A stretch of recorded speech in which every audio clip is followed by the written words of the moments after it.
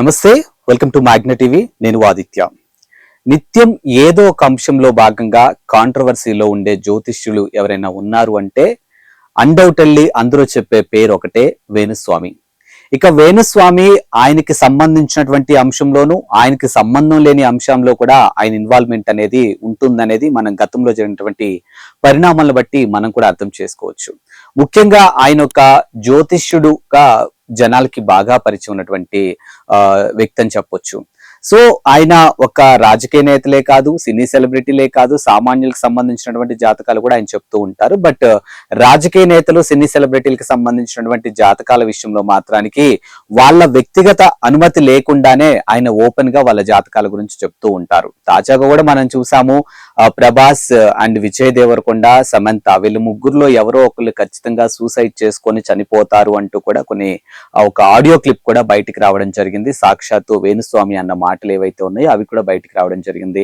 అంతకుముందు కూడా మనం చూసాము, అక్కినేని నాగ చైతన్య, శోభితా ధూళిపాల నిశ్చితార్థం తర్వాత వాళ్ళకి సంబంధించినటువంటి జాతకాలు కూడా ఆయన ఓపెన్ గా చెప్పడం జరిగింది.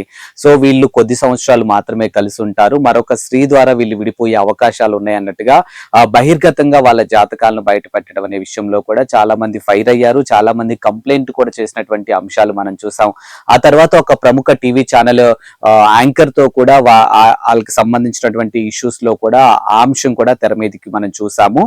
ఇలా చెప్పుకుంటూ పోతే వేణుస్వామి ప్రతి అంశంలో కూడా ఆయన ఇన్వాల్వ్మెంట్ ఉంటుంది. అది ఖచ్చితంగా ఆయన ఏం మాట్లాడినా కానీ అది ఖచ్చితంగా ఒక రకమైనటువంటి కాంట్రవర్సీ అవుతూ ఉంటుంది.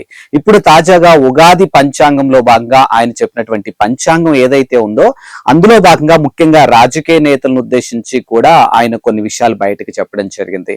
ఇప్పుడు ఆ విషయాలు సోషల్ మీడియా వేదికగా వైరల్ అవుతున్నట్టు మనం చూస్తూనే ఉన్నాం. మరి ఆయన ఏం చెప్పారు ఏంటి అనేది దానికి సంబంధించినటువంటి డీటెయిల్స్ ఒక్కసారి చూసినట్లయితే, జనరల్ గా మనకి ఉగాది అనగానే తెలుగు వాళ్ళకి మనకు ముందుగా గుర్తొచ్చేది ఉగాది పచ్చడి, అలాగే పంచాంగ శ్రవణం కూడా మనకు గుర్తొస్తూ ఉంది. సో అసలు ఈసారి వస్తుంది విశ్వావసు నామ సంవత్సరంలో జాతకం ఎలా ఉంటుంది ఏంటి అని ఒక ప్రముఖ జ్యోతిషుల్ని ఒక ఛానల్ వాళ్ళు పిలిపించి ఆ జాతకాలు ఎలా ఉన్నాయి, అసలు పంచాంగ శ్రవణం గురించి చెప్పించడం జరిగింది. సో దానికి సంబంధించి డీటెయిల్స్ కూడా ఆయన చెప్పడం జరిగింది అనమాట.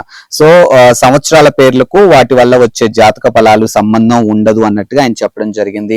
గత 10 ఏళ్లలో సంచలనాన్ని నమోదు చేసినటువంటి అంశాల గురించి కూడా ఆయన మాట్లాడడం జరిగింది. అలాగే 2019 డిసెంబర్లో వచ్చినటువంటి ఏదైతే షష్టగ్రహ కూటమి మకర రాశిలో ఏర్పడి కరోనా వ్యాధిని వ్యాప్తి చేసేలా చేసింది అన్నట్టుగా ఆయన చెప్పడం జరిగింది. అలాగే ఈ ఏడాది మార్చి 30న ఉగాది నాడే షష్టగ్రహ కూటమి మీనరాశిలో ఏర్పడుతుంది. ఇక దీని వల్ల ఏం జరగబోతుందంటే, ఈ ఏడాది అధిపతి అయినటువంటి రవి అంటే సూర్యుడు, రవి ప్రపంచాన్ని శాసిస్తాడు, ఇక పేరు ప్రఖ్యాతులు ఇస్తాడు, ఇక రాజ్యానికి రాజకీయానికి అధిపతి అవుతాడు అన్నట్టుగా ఆయన చెప్పడం జరిగింది. అలాగే హార్ట్, లివరు, కళ్ళ చర్మానికి, భార్యాభర్తల బంధానికి అధిపతి సూర్యుడు. ఆయన షష్టగ్రహ కూటమిలో శనితో కలిసి మీనరాశిలో ఉన్నాడు అన్నట్టుగా ఆయన ఈ పంచాంగ శ్రవణంలో ఆయన చెప్పడం జరిగింది.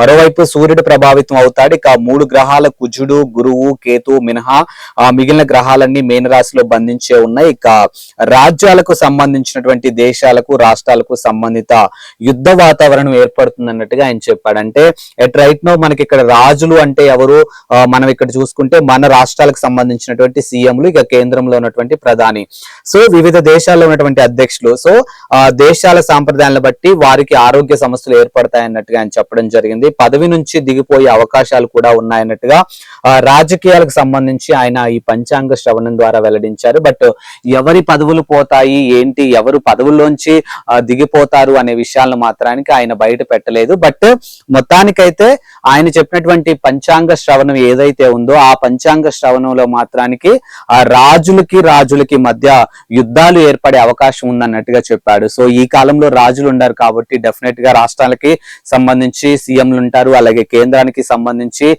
నరేంద్ర మోదీ పిఎం గా ఉన్నారు కాబట్టి ఇతర దేశాలతో ఏమన్నా ఏమంటారు ఇతర దేశాలతో ఏమైనా విభేదాలు వస్తాయా, లేకపోతే ఇక్కడ రాష్ట్రాలకి మధ్య అంతర్గతంగా ఏమన్నా విభేదాలు ఉండే అవకాశం ఉందా ఏంటి అనేది అయితే స్పష్టంగా ఆయన చెప్పకపోయినప్పటికీ కూడా చాలా మంది రాజకీయ నాయకులు అయితే పదవుల నుంచి దిగిపోయి, అంటే వాళ్ళ పదవీ కాలం పూర్తవ్వకుండానే పదవిలోంచి దిగిపోయే అవకాశాలు ఉన్నాయన్నట్టుగా మరోసారి రాజకీయాలకు సంబంధించినటువంటి అంశాలని వేణుస్వామి మాట్లాడడం జరిగింది. ఇప్పుడు ఆయన ఏదైతే ఒక ప్రముఖ ఛానల్లో ఆయన ఒక పంచాంగ శ్రవణం ఏదైతే చెప్పారో, ఇప్పుడు ఆ వీడియో దానికి సంబంధించినటువంటి ఆయన మాట్లాడినటువంటి మాటలు ఏవైతే ఉన్నాయో అవి ఇప్పుడు సోషల్ మీడియా వేదికగా వైరల్ అవుతూ ఉన్నాయి.